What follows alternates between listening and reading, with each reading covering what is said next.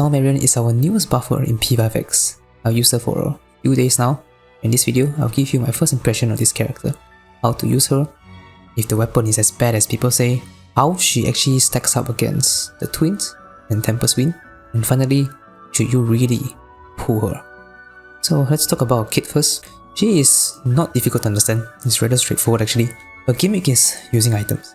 You use the items after you use the skill 3. At A0, you can only use one item per skill 3. And then the way you use it is simple. You just skill 3 first turn, then skill 2, skill 1, the A0. I mean, you can also like swap this depending on rotations and stuff, but generally you use all 3 skills to get all the buffs up.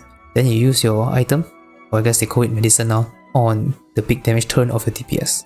That's a general gist, really simple. But yeah, let's go through it in more detail. A0, she has 3 kinds of everyday medicine. So these 3 medicines are the damage, attack and defense. So it's these 3. They have unlimited users, you don't need to buy them. You will always have them.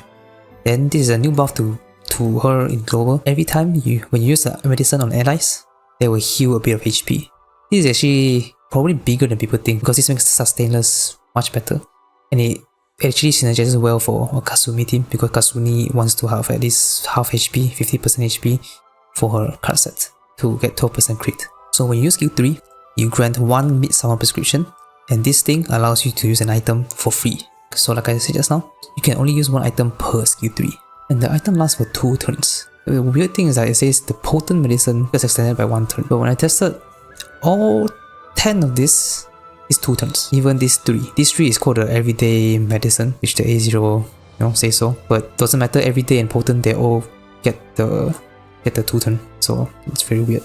I mean, it's not the first time the game does this. The game always says something in the kit, but in battle it's different. A perfect example is Miku and the buff counting down or something.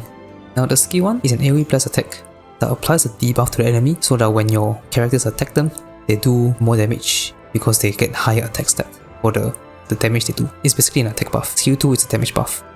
And it also gives blessing stack to your party and then remove 1 debuff. Skill 3 is a crit rate buff and a crit multiplier buff. It also has a passive where when you use an item, you will get extra crit damage buff for 1 turn. So that's why using your item on a big damage turn for DPS is important. So that not only do you actually buff with the item, you also get this extra crit damage buff from the skill 3 passive. The highlight is a damage buff and also crit damage buff for 2 turns, and then it also increases the medicine effect by 9.8%. Then the first passive, each time Marian uses a skill on allies, you will grant 1 blessing stack to the target.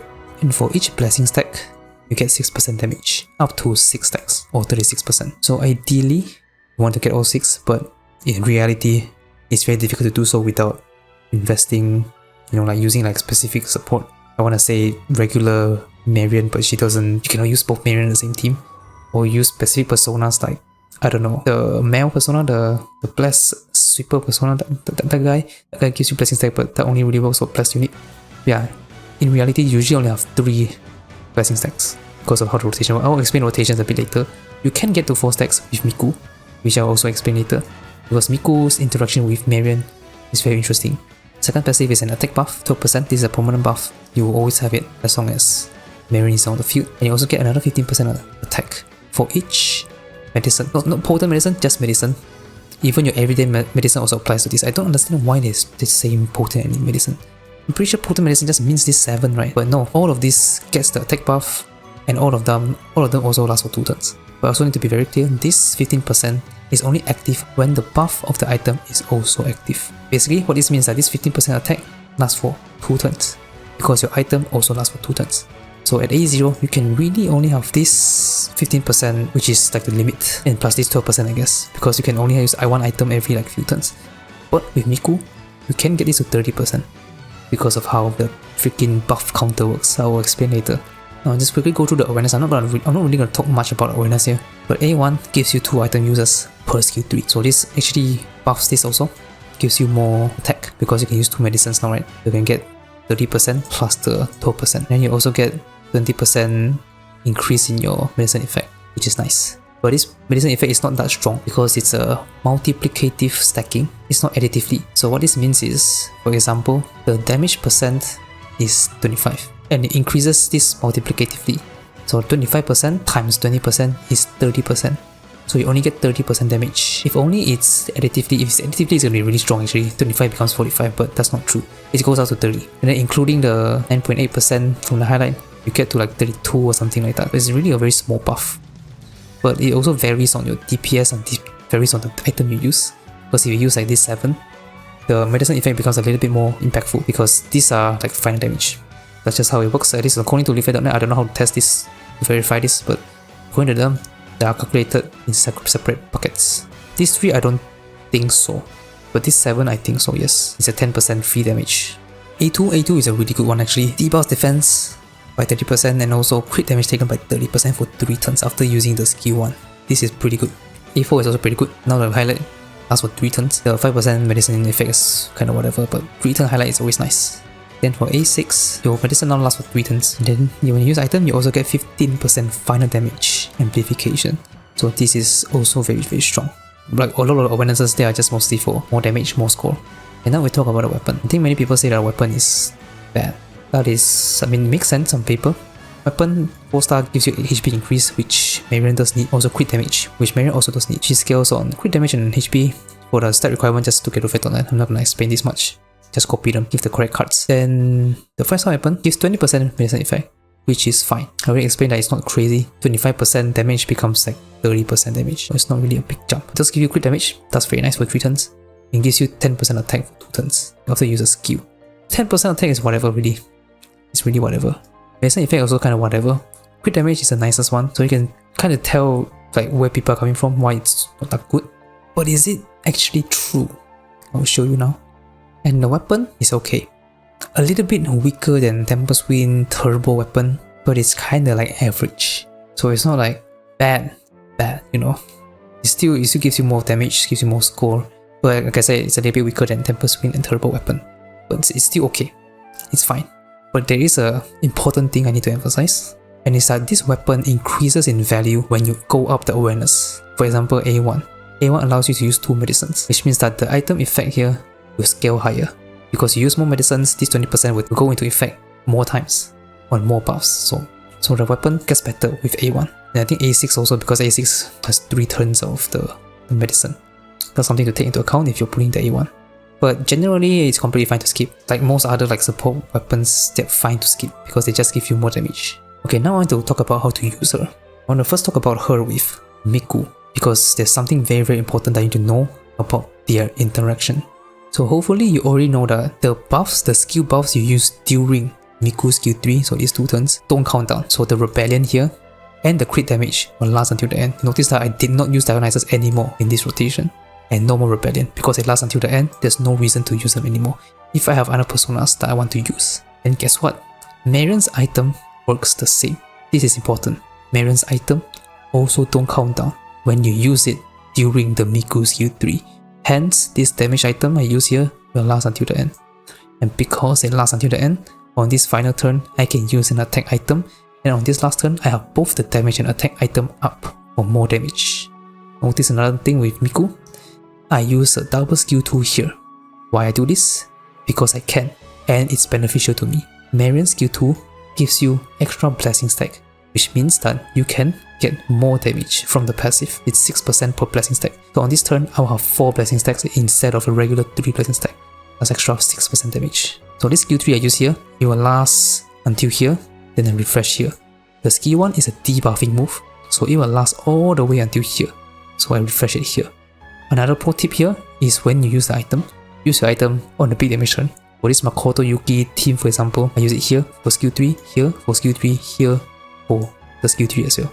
So make sure you sync properly, and make sure you use the item before you cast the skill 3, because it's 1 item per skill 3, right? It doesn't matter if you use it on the same turn, because this damage item belongs to this skill 3, correct? So I can use it before this skill 3, so I can sync it with this skill 3 from Makoto Yuki for more damage. One last thing about the rotation, a bit of a pro tip for you. If you are using Miku and are buffing some sort of buff highlight, like some Marian highlight, do this. Use the highlight first before you activate Miku skill 3, so that you can highlight again here, because Miku skill 3 refreshes the highlight. Only for A1, I forgot to say, only for A1 Miku. A0 you cannot really do this, you cannot do this at all. A1 Miku, you can highlight, then you use Miku skill 3, then you refresh the highlight and you can use it again here. So yeah, so that's how you, I guess, use Marian. Sour Marian and Miku. Or I guess for Anj, I actually haven't tested Anj with Sour Marian, but I think should be very straightforward. Very simple. Just Miku is a very complicated character. Changes how you use like everything. So yeah. Let us compare Tempest Wind, Twins, and Sour Marian. So I have this like nice table to show you all the stats and stuff. I think the main thing I want to compare is actually Sour Marian and Tempest Wind because they're actually quite similar. They're pretty much the same thing. Attack, crit damage, crit rate, damage. Literally the same thing, just a different amount. So the thing about Tempest Wind is that to fully activate her buffs, you need to activate the Vernal Splendor passive. This one. To activate this, you need to hit multiple times. So that's why characters like Makoto Yuki is very good because he hits multiple times. And also Frostgamon, which is like best in slot with her, also very good because she hits multiple times. You want to fully activate this to get all the crit damage and attack buff, but a lot of the other DPS cannot activate it. So that's why she actually struggles a little bit with those DPS. So you can see that this is the total with the passive, then this one is without the passive. You will see that the crit damage decreased quite a bit, by 30%. Attack also decreased a bit. And also I'm actually cheating a little bit because this table is for single target win DPS only, which doesn't apply to Makoto Yuki because Makoto Yuki is fire. And this is A0, A0, R0 with max mind sleep. So if you just compare with no passive, you'll see that Tempest Wind actually buffs less overall. Marian is a little bit higher, or maybe it's about the same because there's also flat attack. I'm not sure how to calculate this one, but maybe you can give it about the same. Crit rate also pretty much the same, 17%. Crit damage, Tempest Wind will buff a little bit more if you can activate it for Makoto Yuki, but without Makoto Yuki or Tempest Wind or Frostgamon is going to be 70%, which is lower than the 80% from Marian. The biggest difference between Marian and Tempest Wind is the damage buff. That is huge difference. So on paper, Marian is actually better just from the buff numbers alone. I also included the damage item here, so that's why it's lower, but even if I remove it, it's still higher. And a few things to consider also, I'm only counting 18% for the blessing stack because realistically you only have like 3 at a time. And then I also calculated the medicine effect, which is 30.8%, including weapon and also highlight. And then there's also crit damage here, which is the passive from the Marian skill 3. So the first test I did was Tempest Wind and Marian. And a good way to test to see if Marian is really better than Tempest Wind is actually for Makoto Yuki, because like I already said, Makoto Yuki's hits are like multi-hits. So I can trigger the Vernal Splendor passive, which can fully activate everything. So if Marian can beat Tempest Wind for a Makoto Yuki team, we can safely assume that Marian is better than Tempest Wind in 95% of teams. The extra 5% is probably just Frostgamon team. So I did a test, and this was the result. Sour Marian is slightly better than Tempest Wind for a Makoto Yuki team. So this is the rotation for the Tempest Wind team. They are pretty much identical because they buff very similar things. They buff the exact same crit rate. They don't have any defense debuff, so the crit and PS calculations are pretty much the same for both. The rotation can also be the same. The only difference is obviously their own rotation. This one 270 and this one Sour Marian. Sour Marian was a bit higher, and that's mostly because she buffs more. Very simple. So I think we can just assume Sour Marian is better than Tempest Wind for most teams. The rotation is a little bit scuffed, I'll admit, because there's a freaking Zalgongan highlight here because I have no more highlights to use. But I think it's fine because they are almost the same rotations anyway, so the comparison at least is fair. The only annoying part about this rotation is the last turn using Touch or Shot. Applying the mark is 75% chance. So if you miss the mark, you need to redo the entire 8-turn rotation, which happened to me a couple times. Very frustrating. And now let's compare them with the twins. So this is twins at A0 R0, but it should be the same stat buff for A1 twins because A1 twins just changes rotation. It doesn't actually change the number itself, but it does change the uptime of the buffs. You will see the attack very close. No crit rate from the twins. Crit damage, Marian wins. Damage, Marian wins. But the twins has Pierce and skill amplification. So you think that okay, then that means Marian wins, right? At least for A0 twins maybe, or even A1 because they are the same stat. So is that true? Can Sour Marian finally dethrone the twins after the twins being the best buffer for like half a year, more than that already? Well, no, the twins are still the best buffer in the game. This is A1 of course, but I'm pretty sure A0 still beats Sour Marian. I would know because I used the A0 twins for quite a few months, so I know what I can do. Or at the very least, Sour Marian A0 R0 the same as A0 R0 twins buffer. That's not even taking into account Miku, because A0 twins actually got an indirect buff with Miku. Let me just quickly explain what I mean, because A0 Twins usually use a skill 3 here, right? And since buffs don't count down during Miku concert, when you use a skill during Miku concert, the skill will last until the end. So on this last turn, you have all 3 buffs, just like A1 Twins. But yes, Twins are still the best buffer in the game. And I did a test for both Akihiko and Makoto Yuki. So this is for Makoto Yuki again. This is the same rotation just now I showed for Summer Marian. For Twins, the rotation is different, the persona I use is different also, mainly because Twins have the Pierce and have the ability to use Departure Control. That allows me to change my persona from Yanosik to Nien for the damage percent debuff. You might say that it's cheating to change persona, but is it really though? Because Twins allows me to do that. Twins allow me to do that, so I can do it to make them better. Marian I cannot even swap because the defense debuff is very much required. There's not enough Pierce for Summer Marian. Now for the Akihiko team, this is the Twins with Akihiko, 369. Good stuff, can hit even 10 million, which is pretty strong. Then we have Summer Marian, 326. So a bit of a decrease here, like 10%. It showed just now, 10.9, 13.3. Yeah, I don't really have much thing to say here, but it's a rotation. I mean, you can use these rotations for the current guild boss. But yeah, the Summer Marian with Akihiko, I don't recommend using the rotation. Not because it's bad, but if you have Turbo, you use Turbo. Turbo is just better. Not better than A1 Twins actually, but I would still use Turbo over A1 Twins for this fight, so that you can use Twins for the other side. Or you can use Twins as medic for the same fight. So finally, should you pull Summer Marian? I would still recommend pulling, because she's at least like top 2 buffer. Like I showed just now, she beats Tempest Wind. And likely beat Turbo outside of Akihiko team, and maybe Joker team. So Summer Marian will still be like a top 2 support, maybe just below Twins. But I think it's actually fine to just skip if you really have somebody you want to pull in the future. But only skip if you have a lot of buffers already. You have Turbo, you have Cord, you have Tempest Wind already, and you have Twins, especially Twins at A1, then it's actually okay to skip. You only really need like 3 or 4 buffers. But yeah, the decision is yours.